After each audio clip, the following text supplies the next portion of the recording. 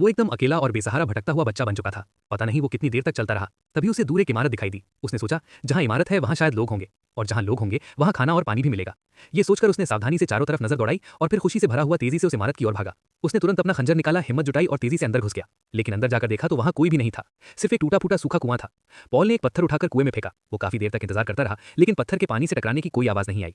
सूखे कुएं को देखकर पॉल फिर से निराशा में डूब गया। भूख, प्यास और थकान से चूर वो अब और सहन नहीं कर पाया और आखिरकार वहीं बेहोश होकर गिर पड़ा।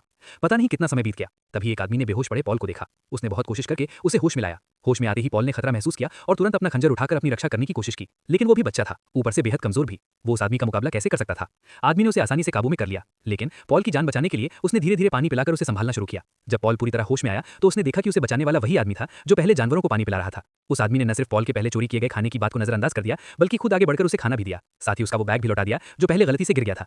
इसके बाद दोनों ने साथ मिलकर जंगल और रेगिस्तान में आगे बढ़ने का फैसला किया। दयालु आदमी ने तो अपना सिर ढकने वाला कपड़ा भी पॉल को दे दिया ताकि वो धूप से बच सके, लेकिन उसके पास भी सीमित खाना था। जो राशन पहले एक आदमी के लिए था अब दो लोगों में बंटने लगा। वे खाना नाप तौल कर खाते, कभी एक वक्त खाते, कभी भूखे रह जाते ताकि भोजन की बचत हो सके। जब खाना नहीं होता तो वे बातें करके अपनी भूख भूलने की कोशिश करते, और जब भूख असहनीय हो जाती तो पेड़ के नीचे लेटकर सो जाते ताकि नींद से भूख पर काबू पा सके।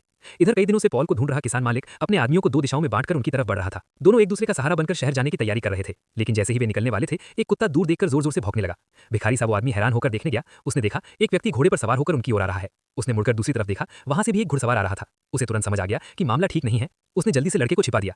कुछ ही देर में एक बूढ़ा आदमी अपने आदमियों के साथ आकर उसे घेर लेता है। स्पष्ट था कि वे लड़के के बारे में पूछताछ करने आए हैं। लड़के को बचाने के लिए उस आदमी ने झूठ बोल दिया कि उसने कई दिनों से रेगिस्तान में किसी इंसान को नहीं देखा, लेकिन बूढ़ा इतनी आसानी से कैसे मानने वाला था? उसने चारों तरफ नजर दौड़ाई